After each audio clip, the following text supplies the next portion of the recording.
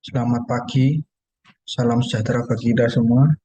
Di sini saya akan mempresentasikan mengenai SENTEM dengan judul penalaan PID pada sistem pengendalian level Stillwater Separator dengan metode IMC di PLTP.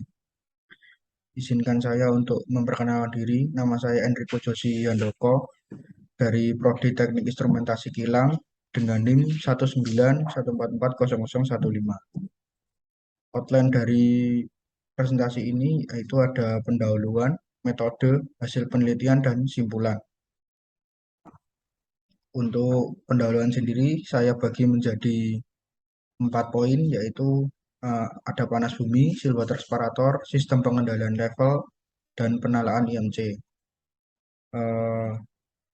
Untuk panas bumi sendiri, di sini merupakan energi baru terbarukan, di mana merupakan energi selain fosil yang ramah lingkungan dibandingkan dengan energi fosil, sehingga menjadi solusi dari suatu masalah dari banyak negara yang dihadapi di seluruh dunia.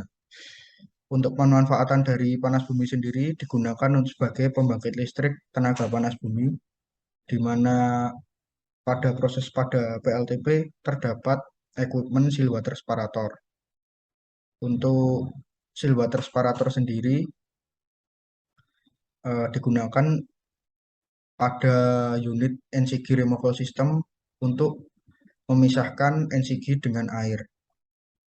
Lalu eh, untuk melancarkan jalannya pembuangan NCG terdapat sistem pengendalian level, sehingga air dari adanya sealing pada pompa LRVP tidak naik ke bagian atas, sehingga mengganggu jalannya proses pembuangan NCG dan mencegah adanya NCG yang masuk ke kondensor. Lalu untuk melakukan tuning, di sini saya menggunakan metode IMC untuk mendapatkan respon yang baik dari yang aktual yang sudah ada di PLTP. Untuk metode sendiri, di sini saya menggunakan metode tuning internal model control, di mana pada prinsip IMC sendiri menggunakan inverse dari gain plan model dengan persamaan, yaitu GS sama dengan gain proses inverse dikali Fs. Fa sendiri merupakan filter time constant untuk memberikan directive action pada IMC controller. Untuk Fs menggunakan rumus 1 per filter S plus 1. Di sini untuk mencari gain controller IMC menggunakan rumus sebagai berikut. Lalu untuk menggunakan IMC dengan parameter PID sendiri, untuk proporsional menggunakan rumus TO1 plus TO2 per KP dikali filter. Lalu untuk time integralnya yaitu TO1 plus TO2, dan untuk time derivatifnya yaitu TO1 dikali TO2 per TO1 plus TO2. Di sini untuk melakukan pengujian kestabilan liquid stability digunakan rumus closed loop dan open loop, di mana untuk closed loop yaitu GS per 1 plus GSHS, untuk open loopnya yaitu GS dikali HS dan GPK-nya 1 plus GSHS. Untuk kriteria dari Nyquist-nya yaitu yang pertama tidak terdapat pengelilingan di titik min 1 plus Y0, dan juga sistem stabil jika tidak ada pole pada open loop di setengah kanan S. Lalu untuk kriteria kedua ada satu atau lebih pengelilingan berlawanan arah jarum jam di titik min 1 plus Y0. Sistem stabil jika jumlah lingkarannya yang berlawanan arah jarum jam sama dengan pole dari open loop. Lalu untuk kriteria ketiga terdapat satu atau lebih pengelilingan searah jarum jam dari titik min 1 plus Y0. Dalam hal ini sistem tidak stabil. Lalu untuk menguji kehandalan sistem saya juga menggunakan statistical error, di mana di situ ada integral absolute error, lalu ada integral square error, lalu ada integral time absolute error. Juga ada ITSE yaitu integral time square error. Untuk penalaan ulang metode IMC, di sini untuk hasil dari penelitiannya yaitu didapatkan gain dari penala IMC sendiri yaitu 0,124 S pangkat 2 ditambah 1,961 second plus 1 per 11,626 S. Lalu untuk nilai dari proporsionalnya didapat nilai KC yaitu 0,6187. Untuk term integralnya yaitu di 1,96184. Untuk term derivatifnya ada di 0,06363038779. Untuk hasil dari perbandingan respon aktual dan IMC sendiri, untuk grafik dari responnya terdapat di sebelah kiri, di mana untuk respon aktual terdapat adanya lonjakan di bawah set point.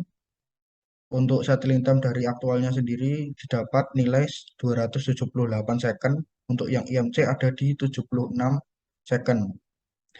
Lalu untuk time constantnya ada di 30 second untuk yang aktual dan yang IMC ada di 19 second. Untuk overshoot, ESS dan undershoot untuk aktual semua 0% dan untuk yang IMC terdapat overshoot yang kecil yaitu di 0,083% dan yang ESS maupun undershoot ada di 0%. Lalu untuk menguji dari kendalian sistem IMC maupun aktual, di sini saya menggunakan adanya pengujian disturban. Untuk gainnya sendiri menggunakan rumus 1 per RCS plus 1. Gain disturbannya yaitu 1 per 0,06584. Dari grafik respon adanya gain disturban ini untuk aktual sendiri merupakan respon yang tahan terhadap adanya gangguan. Tetapi untuk penalaan IMC lebih cepat kembali ke posisi steady state. Lalu untuk percobaan perubahan filter, di sini saya menggunakan adanya filter 50, 202, 500 dan 1000, di mana di sini yang berubah adalah nilai KP-nya. Untuk yang 50 terdapat adanya overshoot, lalu untuk yang 202 di sini terdapat adanya ripple pada posisi steady state. Dan untuk yang 1000 memiliki settling time yang sangat lama. Lalu untuk nilai filter yang paling baik ada di nilai 500, di mana digambarkan pada grafik berwarna ungu. Untuk pengujian kestabilan Nyquist, di sini untuk pengendalian aktual, PZ map-nya terdapat pole dan zero semua di sebelah kiri bidang S. Dan untuk Nyquist plot-nya tidak mengelilingi titik min 1 plus J0, sehingga sesuai dengan kriteria pertama yaitu stabil.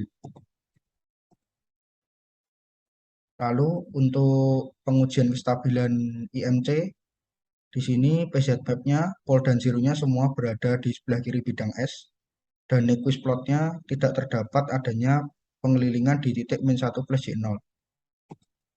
Sehingga sistem dinyatakan stabil sesuai dengan kriteria pertama. Lalu untuk menguji keandalan sistem, di sini menggunakan statistical error performance, di mana untuk IAE aktualnya berada di 45,1838, yang IMC ada di 19,9557, lalu untuk yang ISE ada di 12,1897 untuk yang aktual, dan yang IMC ada di 10,0,266. Untuk yang ITAE aktualnya ada di 3830,800.